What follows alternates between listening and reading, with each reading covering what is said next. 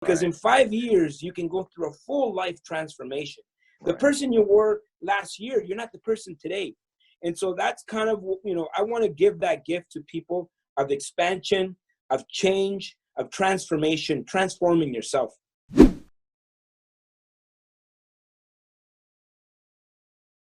Hey, how you doing? J-Man here, and welcome to yet another edition of the Launchpad podcast. It is season 2, and we have a great guest lined up for you. So I decided when I started doing these podcasts, it wasn't going to be about the Rona, right? But the Rona does affect us all, so I want to make sure that I'm giving you the proper tools and putting you in front of the proper people to help you navigate these really uncertain times. And the gentleman that I'm bringing right now to the stage is someone that I've kind of known for a long time. He's kind of known about me. We've shared similar circles. Maybe we'll get into that during the podcast. But he's a very successful entrepreneur, taking it all the way back to the teens. At one point, he was homeless. Possibly we'll touch on that. Last time that we had a brief little chat before this podcast, talking about selling mixtapes out of the trunk of your car, which is pretty amazing. You've gone on to be a brick and mortar entrepreneur. You had a hip hop shop right here in the nation's capital in the downtown market. Then you got into income properties, not just having one door, two doors, but having multiple doors. And now you are an investor in properties, motivational speaker. You have your own charitable organization. Basically, I could take up this entire podcast just talking about all the things this guy does. And he's going to help us navigate through real estate, also probably the power of words, and just what it means to be an entrepreneur in today's market. The one and only Alfonso, and I'm going to go for it, Cuadra. Yes, sir. Yeah. All right. How you doing, brother? What's going on, J-Man? I'm doing well. I'm doing well. And also, I just want to give a big shout out to my sponsor, Gallant Media, at gallantmedia.ca. He does websites, graphic design, T-shirts like this one. I thought you would appreciate this because this is hip hop. I want that T-shirt. All right, that's hip hop. We're gonna hook you up with one of those. All right. So Alfonso, let's just go right back. I don't want to spend too much time in the past because there's so much happening right now and moving into the future. But we were talking about, you were 15 years old. You were on your own. And just take me through the progress of being in that space to where you kind of start to realize that you have some entrepreneurial skills in regards to the mixtapes, which I absolutely adore. Well, I'll take you just a little bit back to, I'm from El Salvador, country in civil war. And so we came here as refugees from the Civil War. In fact, I missed a lot of educational opportunities because we were moving around so much, either hiding from regimes or war or, going country to country until we ended up in Canada. Thank God for Canada. We live in the best country in the world. And I came as a refugee from war-torn countries in Central America. And so I had a really tough time integrating into schools. Make a long story short, by the time I'm 15, I'm completely frustrated. I drop out of high school. I left home and I ended up on the streets, sleeping on park benches, inside the ATM spot where the banks are. Remember that RBC on Rito? Used to be Stitches, turned into Stitches at some point, but now it's Joey's restaurant. Right. Whenever I drive by, and actually I've stayed in that restaurant. I've actually slept in that bank, in that RBC. Also down the street, there was, I don't know if you remember, on Rito and Connecticut. Oh no, just before that, there was a National Bank of Canada. and I slept in that bank as well. And it's kind of surreal because I was doing a talk for the National Bank of Canada probably about 3 years ago. And I went in and trained their high-level executives. And my talk pretty much started like this, like, guys, this is first full circle. You won't believe it. When I was 15 years old, I slept in one of your banks. And now I'm here teaching you about success. Right. Anything's possible. Oh, yeah. And so, I had some really dark moments, just like a lot of us, Jason. we've gone through something. There's always a low point for everyone. For me, the lowest point was actually panhandling for change on Rideau Street. And, I learned a lot from those moments. I was pretty much lost. I had no guidance, which is why I've created the Youth Foundation. We can talk about that later on. But I had a life-changing moment at 17, because at 17 years old, I became a father of a beautiful little girl. Her name is Talia. She's turning 25 today. So you can imagine how long ago was that. Right. So I was 17. I'm a father. And so I decided that, you know what, I was going to stop blaming the entire world for my issues, and I was going to take responsibility over my own life. And I went back to school, got a job.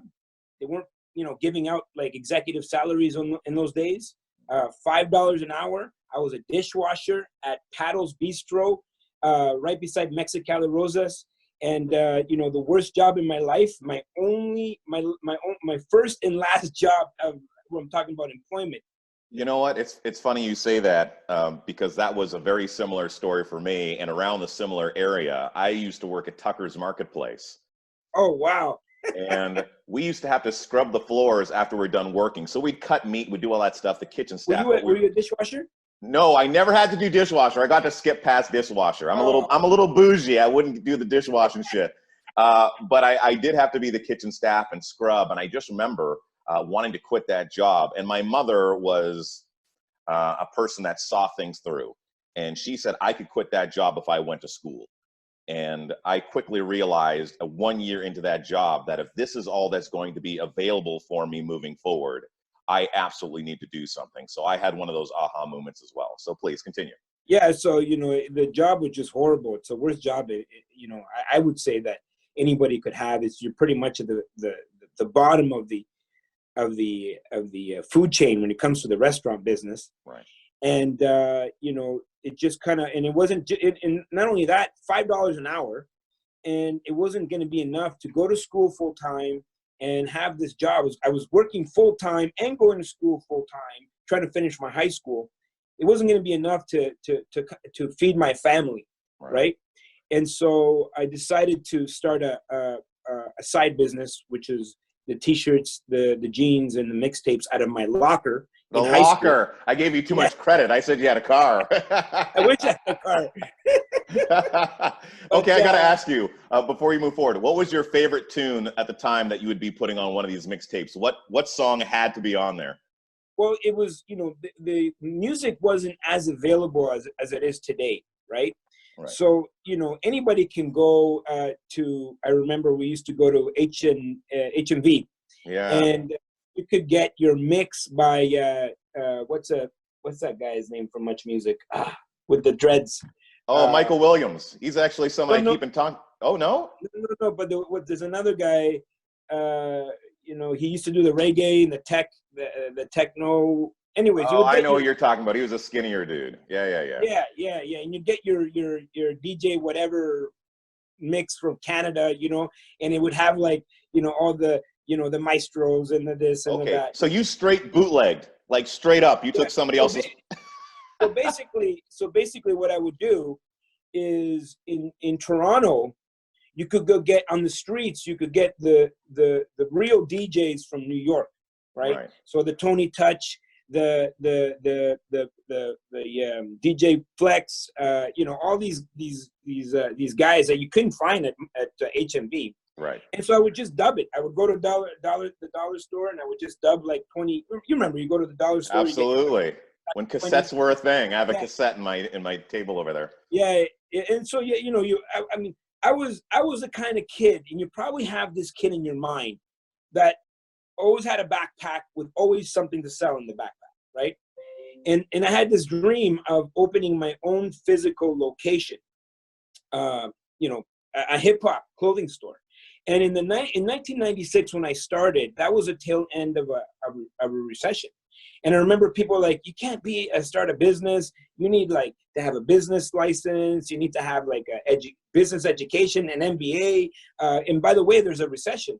I tell people all the time, like, thank God I didn't even know the meaning of the word. Right. Because people used to say, oh, there's a recession. I said, oh, that's great. I mean, it didn't mean anything to me, right? I didn't have anything. As far as I knew, my entire life was in a recession. Yeah, that's great. I love that. Yes. Right. So you know, when I graduated high school, I got my friends involved, and pretty much 96% of my friends said you're crazy. 4% said, you know what, there's something to you, right? And they all believed in the idea, and I managed to raise about $2,700, and I used those $2,700 to open my first location on Dalhousie Street, way down near Downtown Records. If you remember, like Dalhousie was like, you're almost into Quebec at that point. And you know, I opened. We took part of it first and last month's rent, so that was about $2,000, if you can imagine. $700. We drove down to New York City, and we bought from street vendors or whatever $700 worth of merchandise. Right. Brought it back, and we were completely sold out within that first day we opened.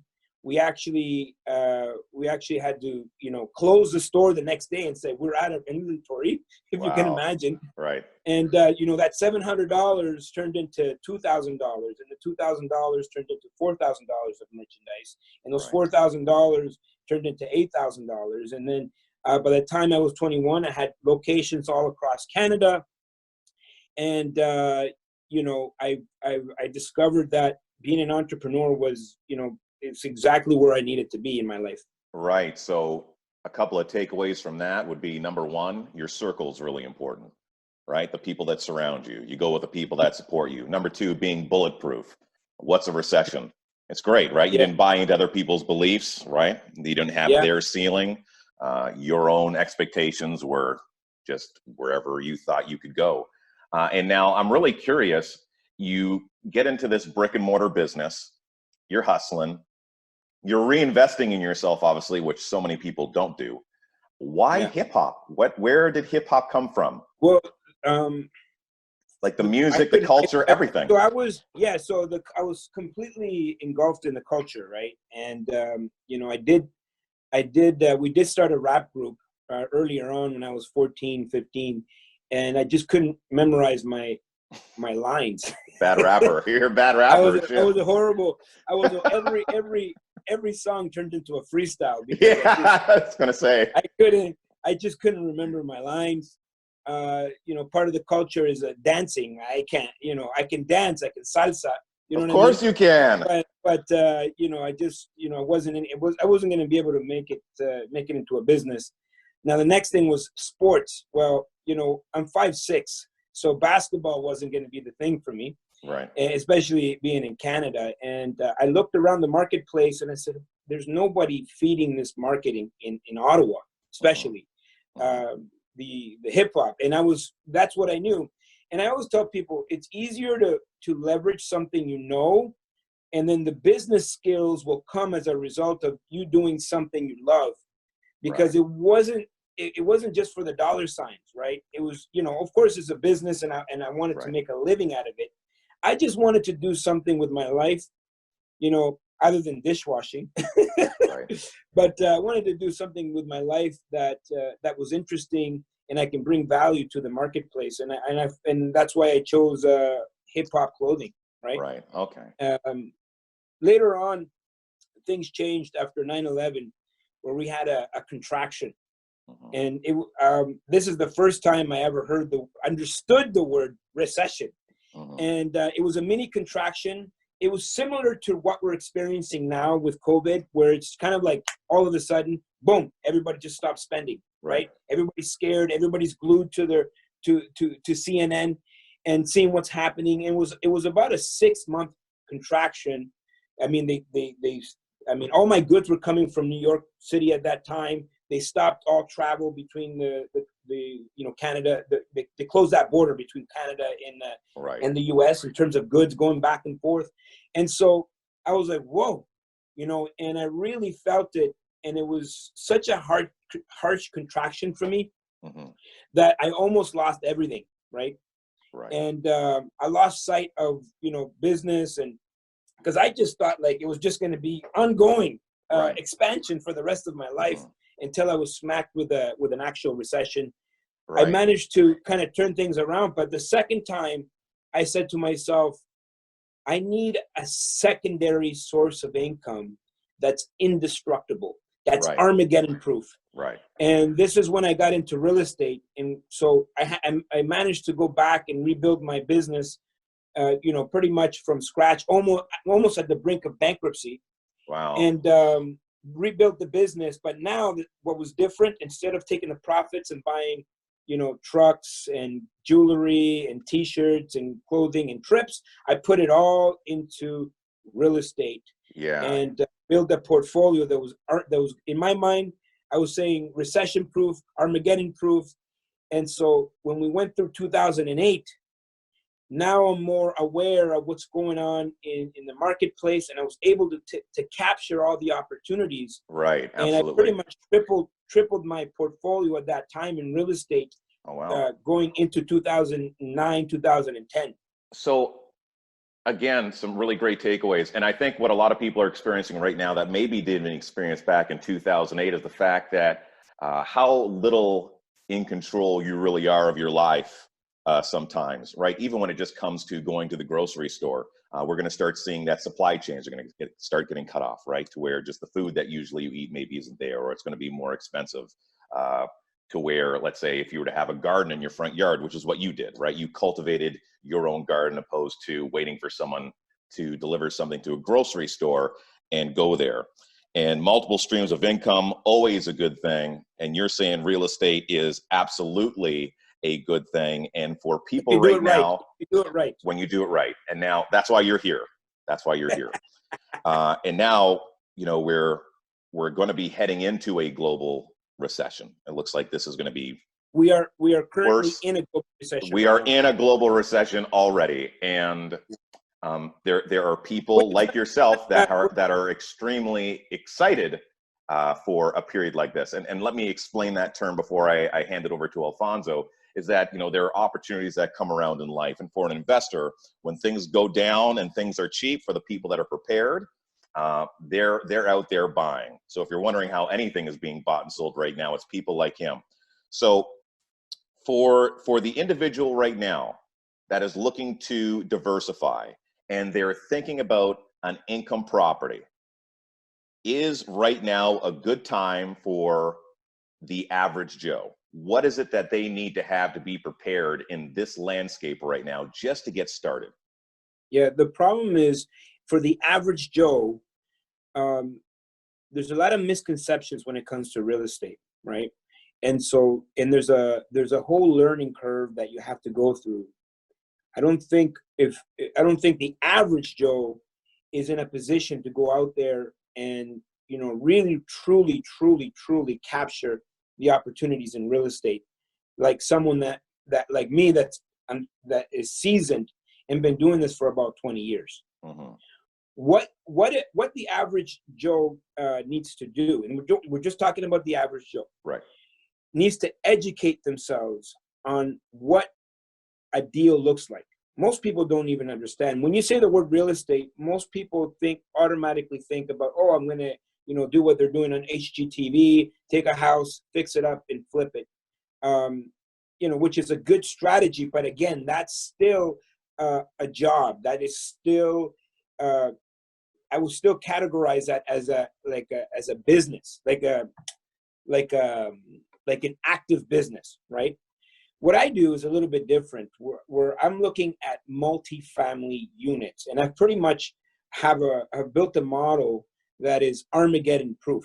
And when I mean Armageddon, I mean, at the end of the day, nothing is really, if a meteor came and, hit planet Earth, I think, it's all, that's the end of the world or whatever. So anything we do is irrelevant, right? But there is ways of protecting your investments.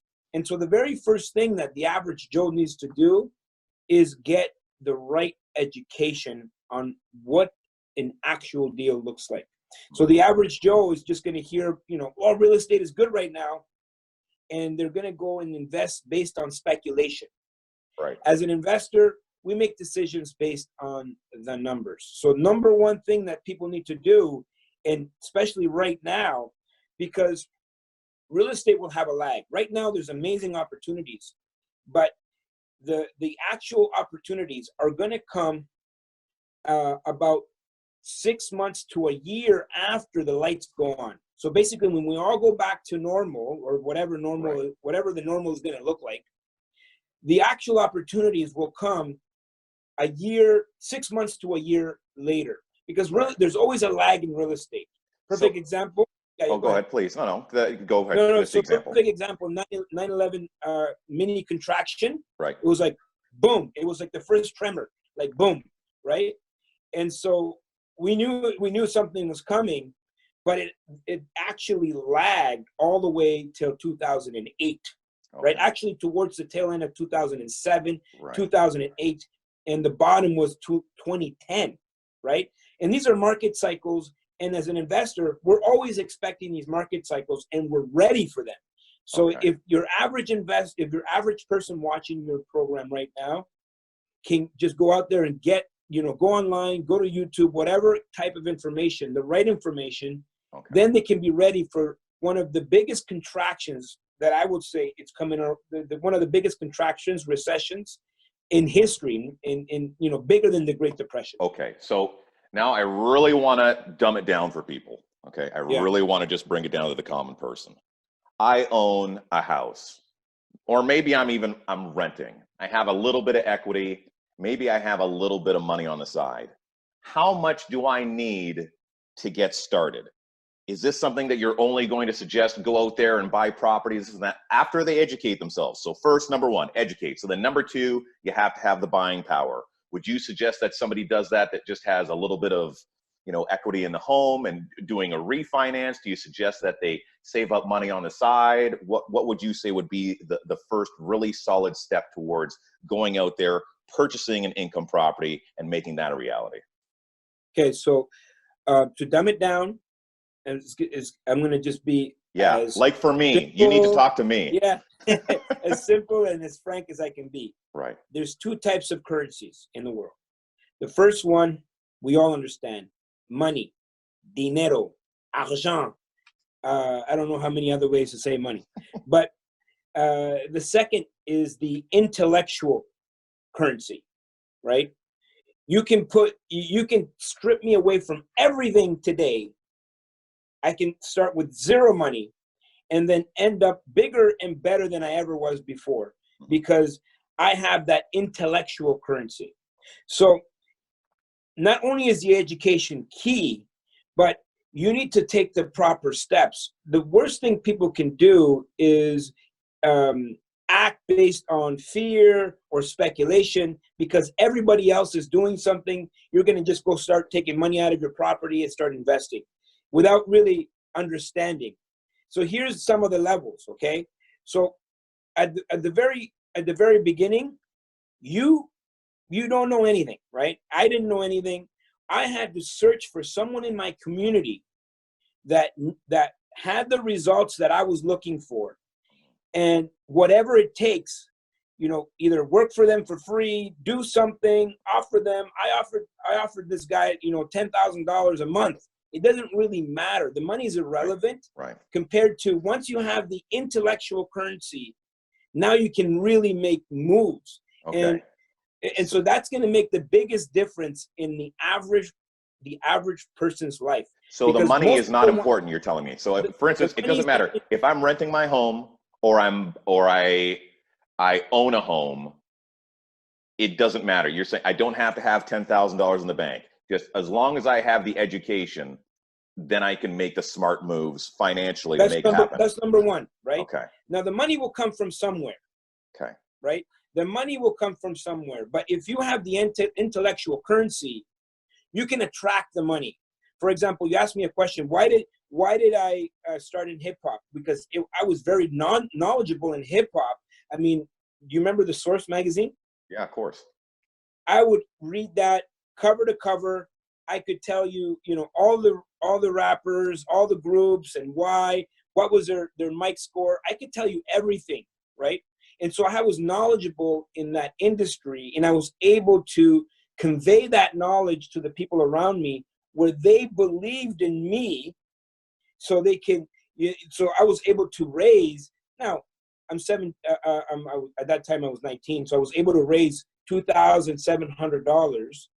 But I wouldn't have been able to raise those funds if I didn't have the intellectual currency in that space, right?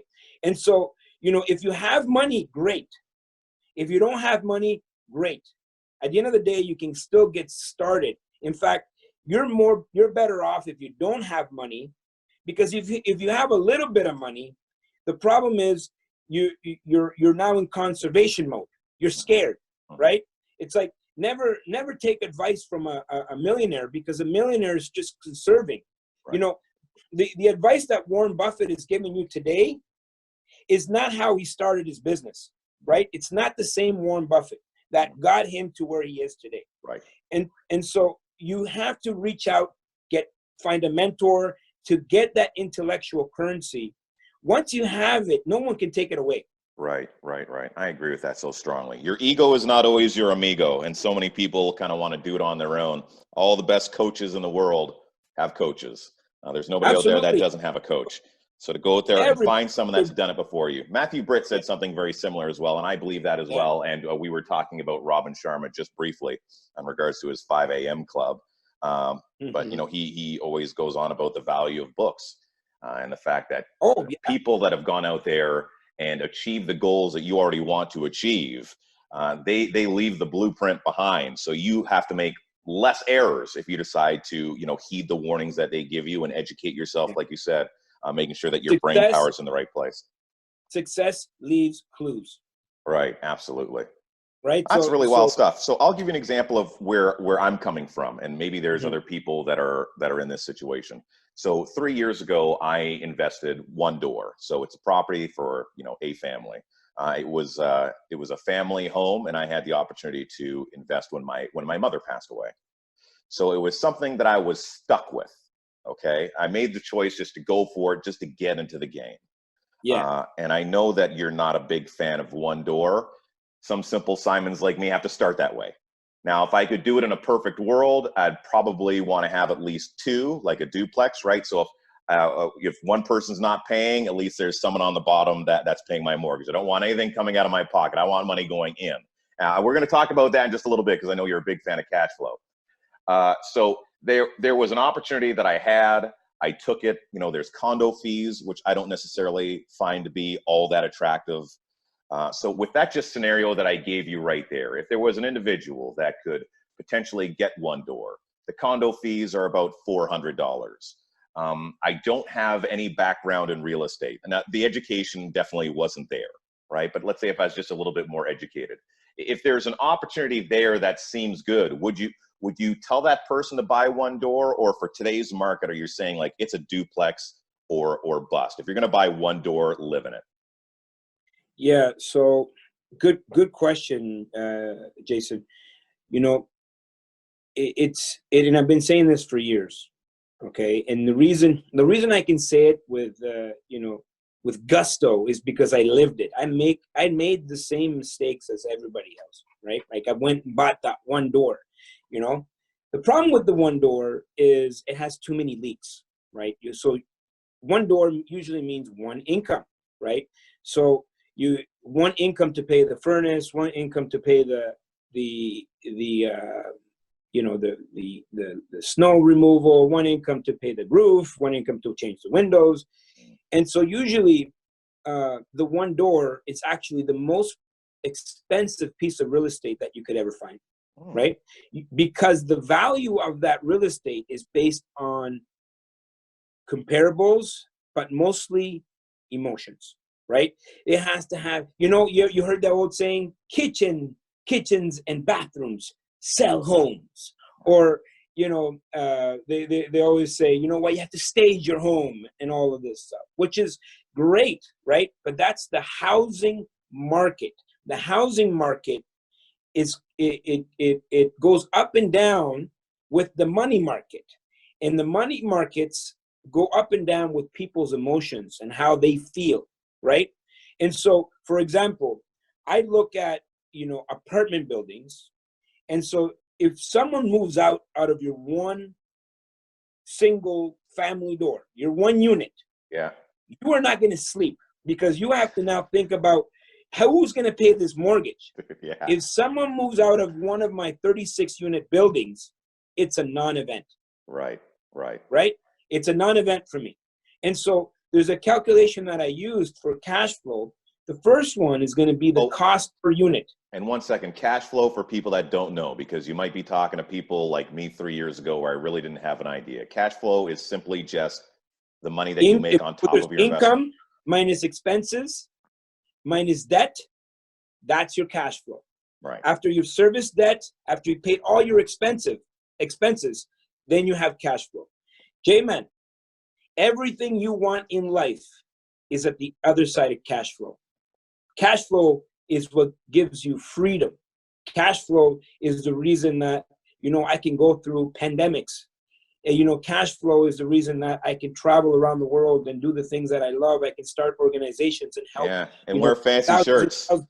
Yeah. Look at that shirt. Come on, pop that. I want to see that. Pop. That's a fancy. You're a dapper looking dude.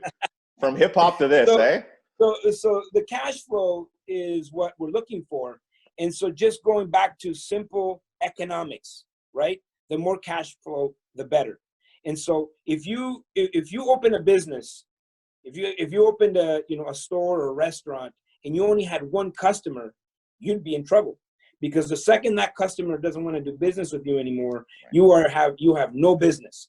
So that's the logic and reason behind multiple doors. Right. That's the logic and reason that I discovered a long time ago when I bought my single family home, and discovered that that is the worst investment that you can actually make. Okay, so you're saying if it came in between buying an investment property or not buying an investment property, if you're going to do it, you're suggesting minimum 2 doors. Don't bother renting out one door. I'm saying minimum. Okay. There's also a threshold, right? The reason why the single is the most expensive is because you have the majority of the buyers going after singles, right? It's a consumable, right? And so that drives up the price. Okay, that drives up the price. So, for example, an average house here in Ottawa is about $400,000, right?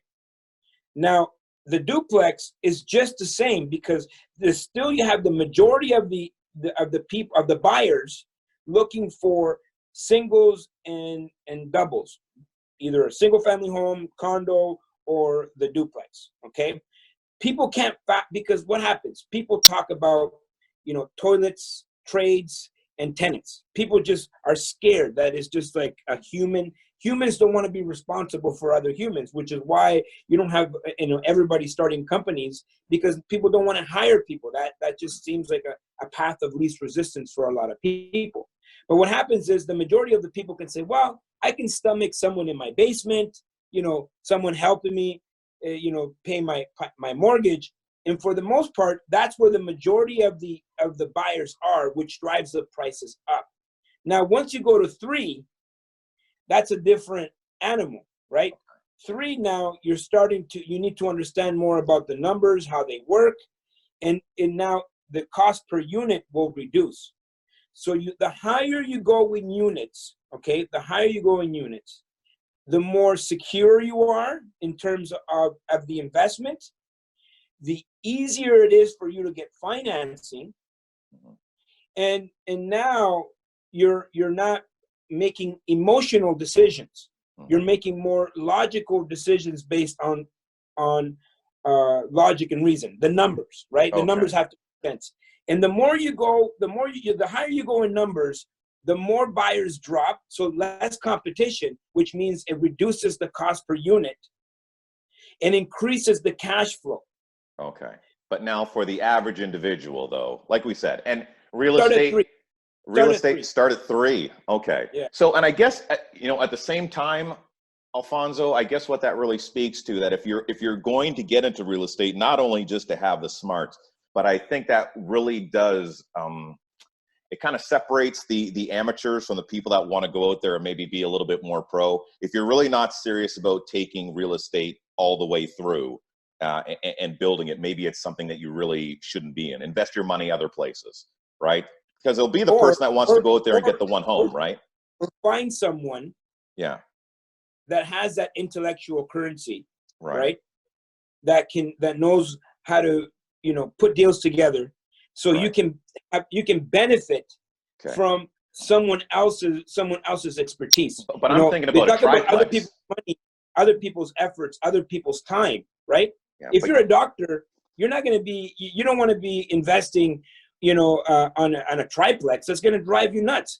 If you're a doctor, you have your career. Take some of the money, and instead of putting it into the money markets, maybe diversify and put it with someone that understands what they're doing. Okay, so you're saying maybe you're not the person to actually do the business of buying and selling, but you would be the person that funds and become part of that project. Again, this comes through education. You talk about it like, oh yeah, you just do this, that, whatever. And I think that's why so many people make mistakes. And I've learned so much in the past 3 years. Now, I think it definitely benefited me that I've been self-employed and I've run business now for about the last 12 years for myself. And there's some lessons just across the board that make sense. And reinvesting is part of it. So I haven't necessarily reinvested in other properties, but I have taken the money that I make and I kind of put that cash flow aside. That's why I took the property, because I knew that there would be some cash flow there. But always making sure that I put that money aside in case anything went wrong. And lo and behold, just recently I got rid of a squatter that was there for 6 months. So basically what would have been my year's profits could have been a year's worth of losses. Instead, I just broke even because I took some of that money and I put it in the right place. Okay, so I want to move on to some other things as well, because like you're just multifaceted and it's obvious that you're well-spoken. And I've seen a lot of your stuff. You're a public speaker. You thrive on public speaking. I know that you're a value-driven individual, and you're more than happy to do things for free if you think someone can get one nugget out of something that you say.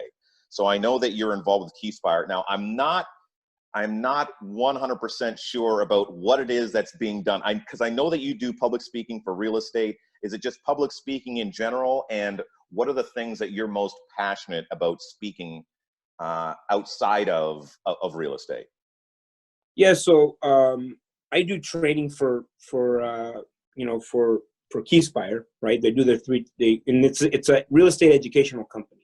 But on the other side, I have a keynote business, which I give keynotes all across North America, and it's about a 40-minute presentation, a 45-minute to an hour presentation. Is pretty much I go through my life. And the premise behind it is, number one, discovering your why. I believe very much in expansion, because everybody should be in an expansion mode.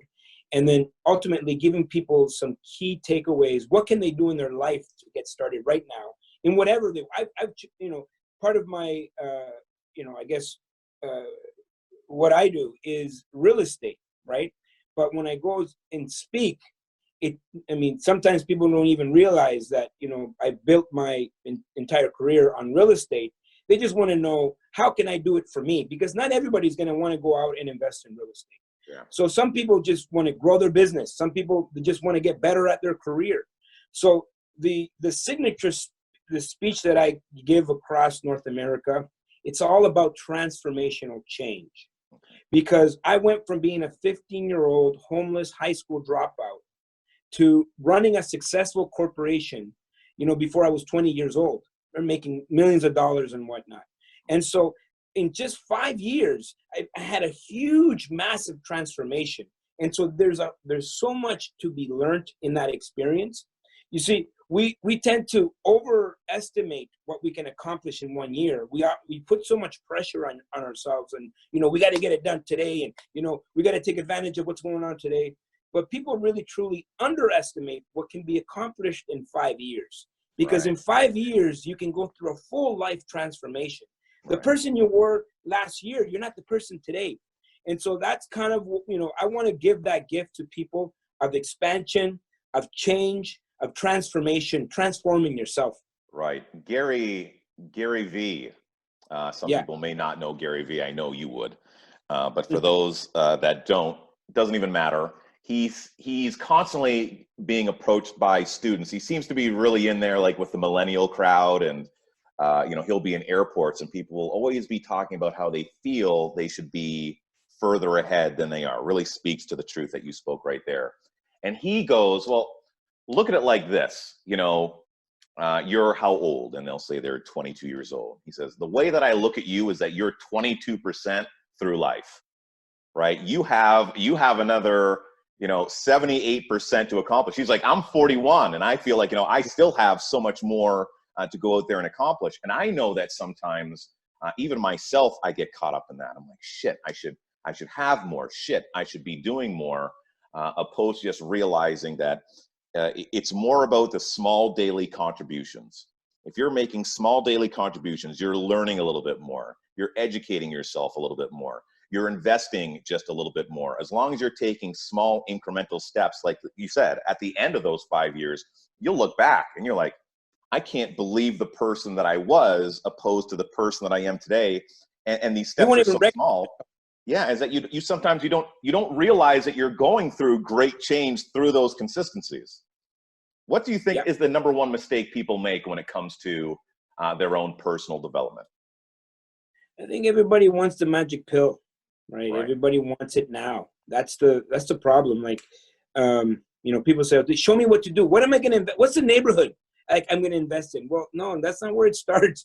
Like, everybody that I've ever seen that's successful in real estate went back and got the education. They got coaching. They got mentors. It's about the individual growth, because it's all about mindset, right? And so, you can't go from zero to, multi-millions of dollars in real estate all across the country overnight. This is a 20-year, adventure for me, right? It's a 20-year journey to now I can talk about it, and I can talk about it with authority, because I've built the foundation. I've gone through all the steps. There was no magic pill. The magic pill was, a daily action, habits, and change and transformation, and learning and learning and learning and learning and learning and learning and learning and learning. And I'm still learning, because the second you stop learning, that's the second you start going backwards, right? So the biggest, misconception is that you can take a magic pill and lose weight, or take a magic pill and all of a sudden you're going to make millions of dollars because you're taking a 2-day course or whatever. You know what I mean? Yeah. It's a lifelong learning adventure, and I call it adventure because the journey is what you're doing it for. It's not the outcome. Right. And I even notice it sometimes in myself. I'm looking to diversify a little bit more and get into some other investments, especially with what's going on with the market. And I remember looking at, I think it was TD or RBC. I'm looking at banks, right? Because the banks, they'll be here when this is all done. Yes. And they're selling at about 25% less, right? So I'm thinking, okay, I invest $1,000. That's only going to pay me, $250. People want that big score. They want Bitcoin money, to where, they're going to invest $1,000 and somehow that's going to turn into 10,000. So number one, that takes time. Also, if you want to do it, with the current model that I just pointed out, loads of people are looking at it and thinking, I'd really have to invest $10,000 if I wanted to see the kind of money that I want to see. But of course, they don't have that $10,000 nor feel comfortable with putting that $10,000 out there. And it's amazing for people that I know that have been very successful with penny stocks and stuff like that, that are patient. I know that's nowhere close to the level that Alfonso's at. That's a little bit closer to maybe what I'd be doing as I learn. And I think it's great that there's a lot of people that are out there right now playing around with markets with small amounts of money, and just seeing, how good they are at reading the market. And then hopefully that leads to greater education and meeting up with people that know what they're doing, opposed to just trying to navigate this type of stuff by themselves. And if you're curious and you're looking for help in these areas in regards to income properties, the right steps to move, make sure that you're talking to this guy. I want to make sure, I don't want to just say it at the end. I want to say it right now, that it's really important that you do talk to the professionals, because I'm telling you, just some of the stuff that you're saying to me now that I've learned, like through the hard knocks of life, you would have saved me a lot of trouble. Like quite potentially, maybe what I would have done with that one door is I would have sold it just right then and there at the moment, and invested that into a triplex, like you were saying. So I wanna finish off here with something that I think is just awesome, and I'm probably gonna say that this is the most value-driven thing that you do, and that would be your youth foundation. And I believe that's driven towards entrepreneurship, correct? Giving people the tools, well, more or less, giving youth the tools, young, to where they can start to hone in their skills at a much younger age. So by the time that, these kids are, 25, 30 years old, they're already well beyond their 10,000 hours. Yeah. And not just, so it is a big component of it is entrepreneurship. Okay. Another component is also skill sets that they're going to need, like salesmanship. Right. If you learn how to sell, you can have employment anywhere, right? If you learn how to sell, how to speak in public, that confidence, and have proper work ethic, those are 3 skill sets that are not taught in schools, that if a young person could adapt to their life right now, they're going to be off and running, and maybe they're going to be the most successful person in their company. So it's not just about starting a business. It's about, giving the youth the skill sets that I felt that I would have benefited from when I was 14 years old, 15 years old, dropping out of high school. Right. Because I remember a lot of these people used to come, we'd have these, people come to our high school. They put the entire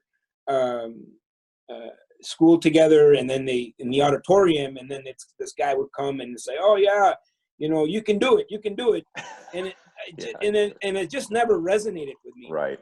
And so a big passion of mine was just to go back and see if I can connect with some of these young people, because when I was 15, I was lost. I was completely lost, and if someone would have gave me anything tangible, I don't think I would have had to go through all the things that I went through. Right. Even though it built me, and I don't regret anything that has happened to me.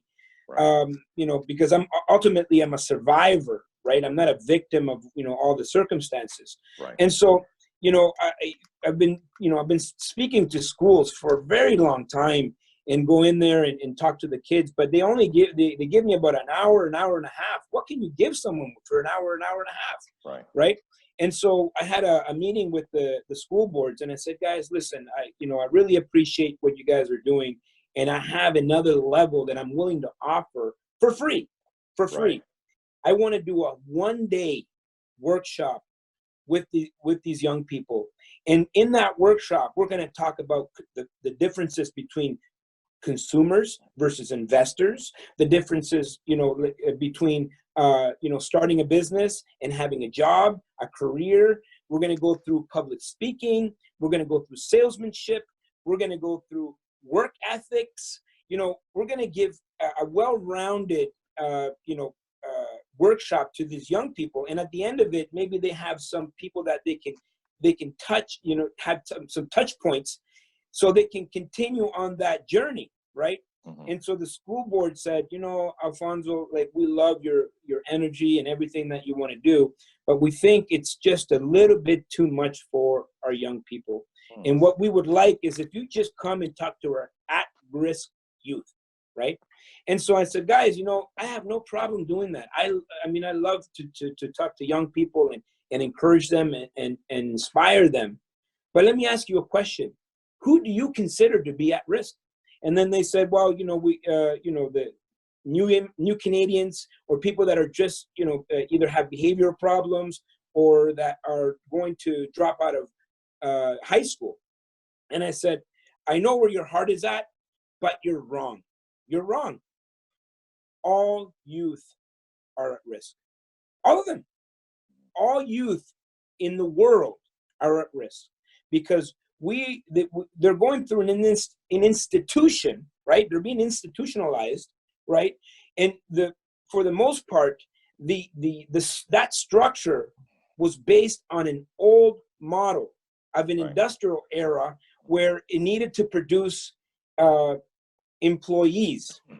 And it's not the fault of the teachers, I'll tell you that, because everybody understands what needs to happen. The problem is they have no resources. There's lack of proper education. They're not looking 10 years ahead. They're just kind of dealing with whatever they have, right? And so I said, okay, well, I can do two things, J-Man. I can do two things. One, I could say, okay, guys, I just, that was a good shot. Okay, maybe I'll try again in 5 years and propose my thing. Or I could take the responsibility and take, put my money where my mouth is. Right. And so this is where the youth organization started. Where now we do one-day workshops. And of course, we can't do that right now. Right. But the point of it is, it's like, we give them a one-day workshop, not in a community center, not in a school setting, but I want them to come to a hotel venue with linen and feel like they're getting something. And I don't I'm not going to dumb down the information. Yeah. I'm going to give them maybe a condensed version of what I would teach adults. Yeah. And the result has been amazing. These kids at the end of it, they're like, wow, consumer, investor. And so, right now we're still getting started. We started in 2008. And, at the most part, I'm the only one delivering this program because I know exactly what I need them to know. Right. But I'm going to extend it.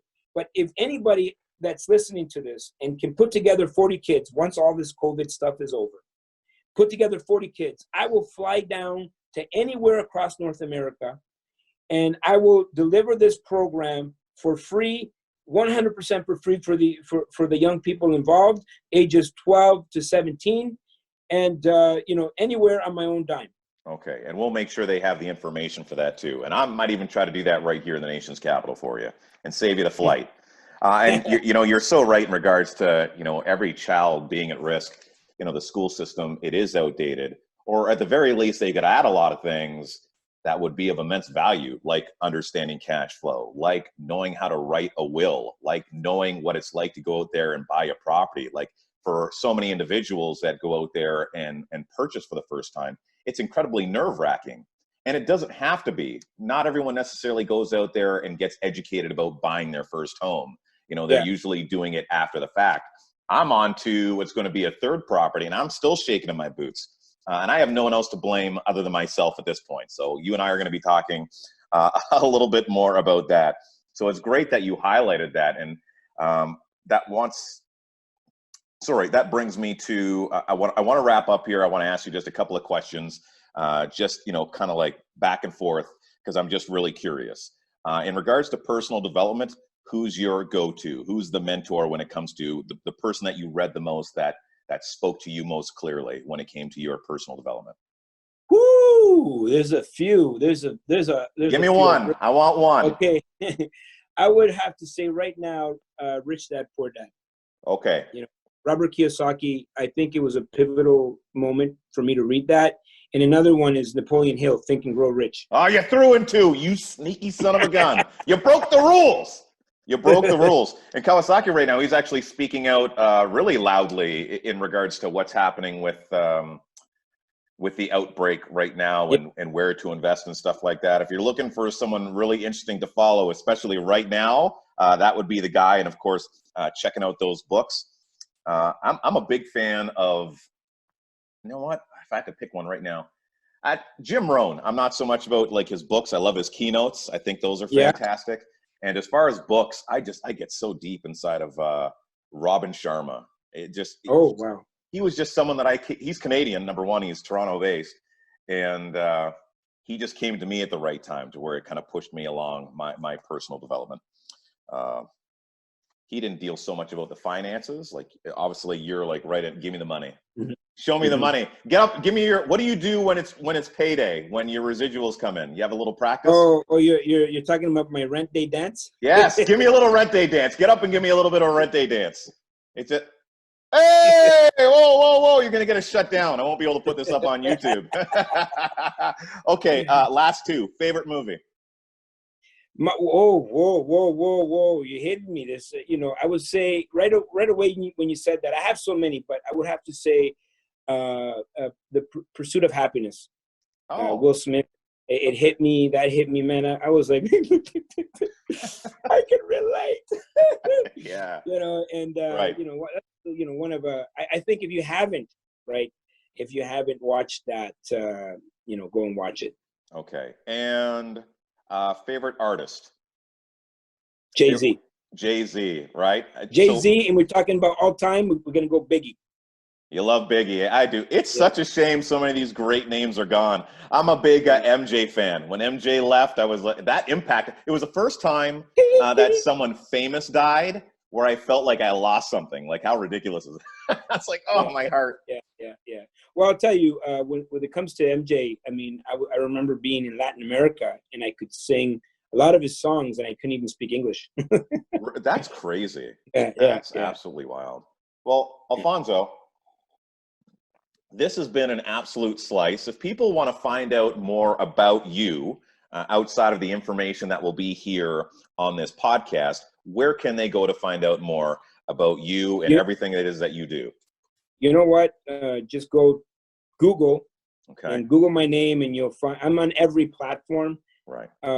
If they want to be engaged a little bit more, go to my YouTube channel, subscribe, and I post videos and all kinds of stuff, personal development, maybe some financial stuff. And it's not about trying to sell anything. I just want to bring value to the world. Right. I want to be remembered for helping people. Right. That's how you build a legacy, my friend. Yeah, that's really awesome stuff. So you know what? I really wanted to have a chat with you for a long time. I believe it was last year when I reached out to you initially, and then I took a little bit of a break with my podcast.